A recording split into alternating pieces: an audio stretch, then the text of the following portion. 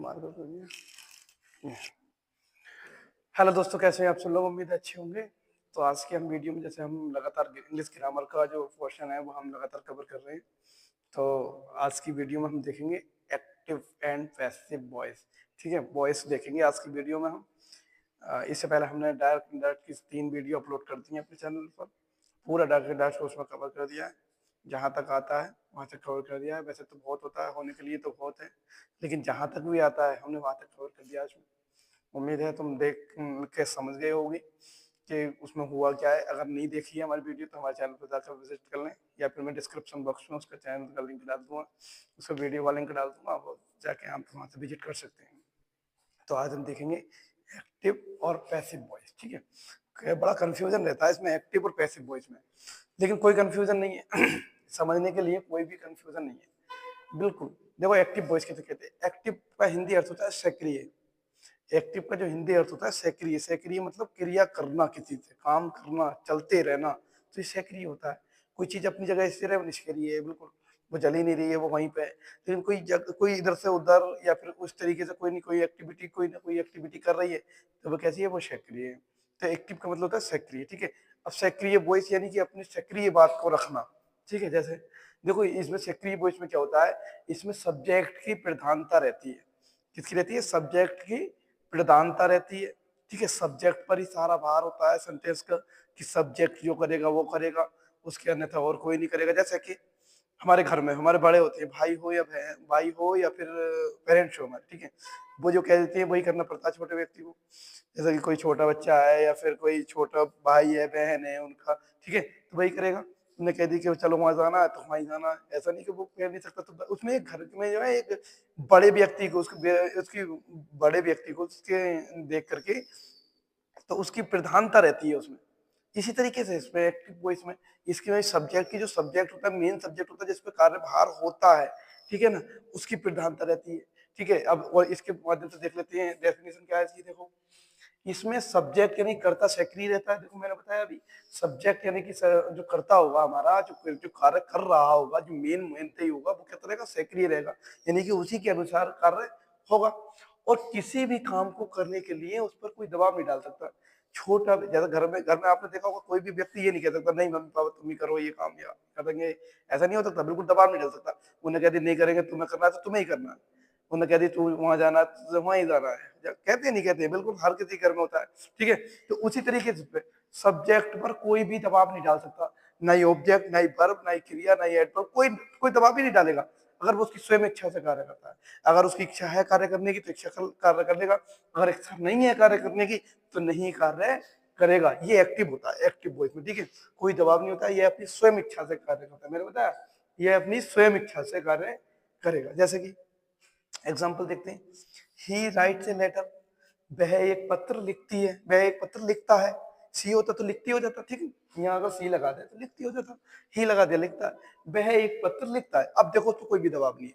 अब हमने कहा कि वह एक पत्र लिखता है, अब उसमें कोई भी दबाव नहीं है, उन्होंने अपनी मर्जी से स्वयं पत्र लिखा। क्या लिखा पता नहीं, लेकिन फिलहाल पत्र लिखा है उसने, अपनी स्वयं इच्छा से लिखा है। उसमें कुछ भी कोई दबाव नहीं है। नहीं किसी ने कही हो कि तुम पत्र लिखो, ऐसा कुछ नहीं है।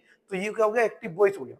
क्या हो गया? एक्टिव वॉइस, यानी कि स्वयं इच्छा से अगर व्यक्ति कार्य कर रहा है, स्वयं इच्छा से अगर सब्जेक्ट कार्य कर रहा है, तो वो कैसे कार्य कर रहा है?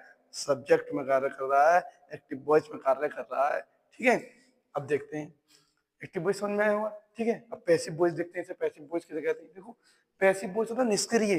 पैसिव मतलब होता है निष्क्रिय। अब निष्क्रिय यानी कि इसमें जो सब्जेक्ट होता है निष्क्रिय रहता है, क्रिया में नहीं रहता, निष्क्रिय रहता है। जैसे कि मतलब कोई काम करना तो उससे करवाया जाएगा कि तुम ये कार्य करो, तुम ये कार्य करो, रहेगा सब्जेक्ट ही, लेकिन उससे कराया जाएगा कि तुम ये कार्य करो, तो इसे निष्क्रिय बोलते हैं। देखो इसकी डेफिनेशन देख लेते हैं हम। इसमें कार्य सब्जेक्ट यानी कि कर्ता के द्वारा कराया जाता है। देखो इसमें जो कार्य होता है ना, सब्जेक्ट के द्वारा कराया जाता है कि तुम ये कार्य करो। अब किसी ने उसे ऑर्डर दिया है उसे ये कार्य करने के लिए, अब सब्जेक्ट को निष्क्रिय मान लिया। ठीक है, सब्जेक्ट को जो है निष्क्रिय मान लिया है, और ऑब्जेक्ट की प्रधानता हो गई, किसी दूसरे व्यक्ति ने ऑर्डर दे दिया कि तुम ये कार्य करो। ठीक है, इसमें बाय प्लस सब्जेक्ट लगता है। सब्जेक्ट कौन सा वाला लगेगा? देखो एक्टिव वॉइस में भी सब्जेक्ट होता है, ऑब्जेक्ट भी होता है, मेन वर्ब भी होती है। ठीक है ना, और पैसिव वॉइस में भी सब्जेक्ट होता है। ठीक है, तो इसमें जो एक्टिव वॉइस वाला सब्जेक्ट होता है ना, जो एक्टिव वॉइस वाला सब्जेक्ट होता है। ध्यान से समझेंगे इस बात को कि जो एक्टिव वॉइस वाला सब्जेक्ट होता है वो यहाँ आके बाय प्लस ऑब्जेक्ट में बदल जाता है। किसमें? बाय लग जाता है उससे पहले, फिर ऑब्जेक्ट। बाय का मतलब ये हो गया बैसाखी लग जाती है उसके आगे। अब वो किसी के अनुसार कार्य करेगा। अब कोई अंधा व्यक्ति है, बैसाखी के बिना नहीं चल सकता, चलेगा तो थोड़ी बहुत देर बाद गिर जाएगा। लेकिन अब जो है उसके साथ बैसाखी दे दी तब वो इधर उधर मार के देख चल सकता है आराम से कि हाँ अब मुझे बैसाखी मिल गई, अब मैं थोड़ी दूर तक चल सकता हूँ। ऐसा नहीं पूरे भारत के मतलब ग्राउंड काट दे, ऐसा नहीं होता, लेकिन थोड़ी दूर तक वो चल सकता है। तो बैसाखी दे दी जाती है इसके हाथ में। तुम कार्य तो करोगे लेकिन किसी के अनुसार कार्य करोगे। ठीक है, देखो बाय प्लस एक्टिव वॉइस वाला सब्जेक्ट को ऑब्जेक्ट बना दिया जाता है। ठीक है, तथा सब्जेक्ट निष्क्रिय रूप से कार्य करता है। देखो यह सक्रिय रूप से कार्य कर रहा था, स्वयं इच्छा से कार्य कर रहा था एक्टिव वॉइस में। यह निष्क्रिय रूप से कार्य कर रहा है, कार्य तो कर रहा है लेकिन निष्क्रिय रूप से कार्य कर रहा है। ठीक, ठीक है। अब देखो इसमें, अब देखो इसमें क्या होता है। देखो जो ये ना तीन चीजें होती है। देखो एक बार समझेंगे, सब्जेक्ट होता है, हेल्पिंग वर्ब होती है, मेन वर्ब होती है, प्लस ऑब्जेक्ट होता है। ठीक, ये होता है, ये एक्टिव वॉइस हो गया। ये हमारा जो होती है एक्टिव, ये हमारा एक्टिव वॉइस हो गया। एक्टिव वॉइस का हम अगर बनाएंगे तो सब्जेक्ट बनाएंगे, फिर उसका क्या करेंगे, सब्जेक्ट बनाएंगे, हेल्पिंग वर्ब लगाएंगे जो भी सेंटेंस बनाना है हमें, उसके बाद मेन वर्ब लगाएंगे। मेन वर्ब की जो सी फॉर्म लगानी है हमें, आईएनजी लगानी है वो तो बात अलग की है, लेकिन मेन वर्ब तो मेन वर्ब ही है, मेन वर्ब लगाएंगे प्लस ऑब्जेक्ट लगाएंगे, ये एक्टिव वॉइस। लेकिन जब पैसिव वॉइस बनाते हैं हम, पैसिव वॉइस बनाते हैं तो हम क्या करते हैं, इस सब्जेक्ट का ऑब्जेक्ट ऑब्जेक्ट का सब्जेक्ट बनाते हैं। ये जो ऑब्जेक्ट होता है एक्टिव वॉइस वाला, इसका सब्जेक्ट बनाते हैं, इसका सब्जेक्ट बनाते हैं। ठीक है,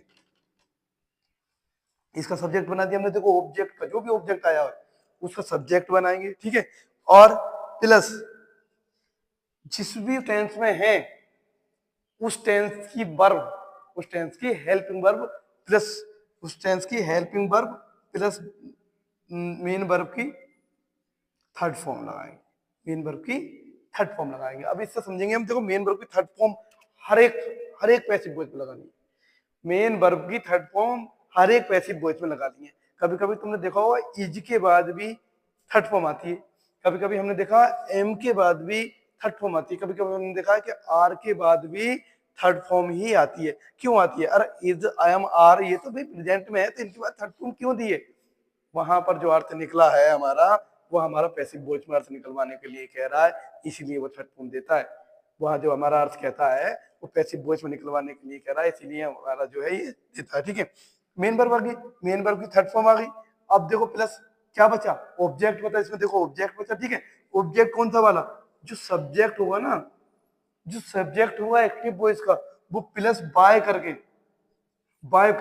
ऑब्जेक्ट बना दिया जाएगा उसे, प्लस बाय करके ऑब्जेक्ट बना दिया जाएगा उसे। देखो ये हमने बनाया, इसका सब्जेक्ट का ऑब्जेक्ट और ऑब्जेक्ट का सब्जेक्ट बना दिया जाएगा। ठीक है, इस तरीके से अब हम इसे देखो बनाया हमने ये इसे। देखो ही राइट से लेटर हमने एक्टिव वॉइस में लिखा, ही राइट से लेकर वह एक पत्र लिखता है। अब हमने लिखा इसका पैसिव बनाया, तो देखो ए लेटर, एक पत्र, ये हमारा ऑब्जेक्ट था। ये लेटर जो था हमारा एक ऑब्जेक्ट था। ठीक है, और ये सब्जेक्ट था, और ये क्या थे, मेन वर्ब में, मेन वर्ब में एस ई एस, इसमें इसी में हेल्पिंग वर्ब आ गई क्योंकि प्रेजेंट है। ठीक है, मेन वर्ब में एस ई एस। अब हमने क्या करा, ऑब्जेक्ट का सब्जेक्ट बनाना। देखो इसे चेंज ही नहीं कर सकते, इसकी जगह मी होता तो आई बना देते, यू होता तो यू ही लिख देते। ठीक है, लेकिन ए लेटर को क्या करते हैं हम, ए पत्थर लिख दें क्या? नहीं, ए लेटर को ए लेटर ही लिखा जाएगा, यानी कि सब ऑब्जेक्ट का सब्जेक्ट बना दिया जाए। अब देखो सेंटेंस कौन से में, प्रेजेंट इंडेफिनिट में। अब प्रेजेंट डेफिनेट देखो ऐसे ही लगाए वर्ब में, प्रेजेंट डेफिनेट में है। अब प्रेजेंट इंडेफिनिट में हम क्या करते हैं, is am are plus verb की थर्ड फॉर्म। यदि प्रेजेंट डेफिनेट का कोई सेंटेंस आता है तो उसे is am are plus verb की थर्ड फॉर्म में। तो हमारे देखो ए लेटर, एक पत्र, यानी कि सिंगुलर है, सिंगुलर नाउन है। ठीक है, सिंगुलर नाउन है।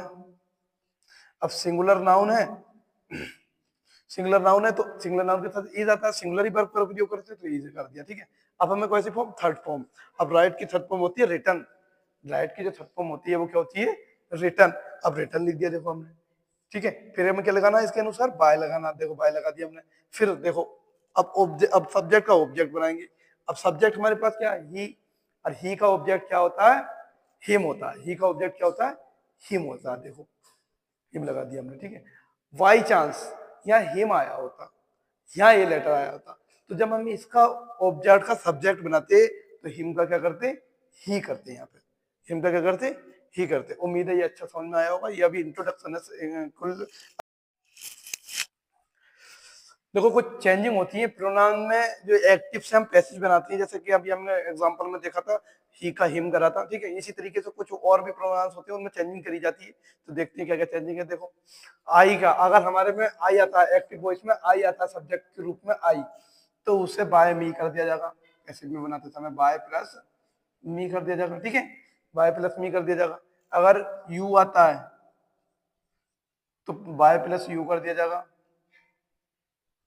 ठीक। यू का यू ही रहता है, वाई प्लस यू, यू का यू ही रहता है। वी आता है तो वाई प्लस अस कर दिया जाएगा, ठीक है। वाई प्लस अस कर दिया जाएगा, ठीक है। ही आता है, ही आता है तो वाई प्लस हिम कर दिया जाएगा। सी आता है तो वाई प्लस हर कर दिया जाएगा। ही सी, और क्या कहते हैं, दे आता है, दे आता है तो बाय प्लस देम कर दिया जाएगा। या फिर किसी का नाम आता है, जैसे मोनी आता है, मोनी आता है तो बाय प्लस मोनी, ठीक है। और जैसे कि एक और नाम लिख दो, जैसे कि रोहित आता है कोई, तो बाय प्लस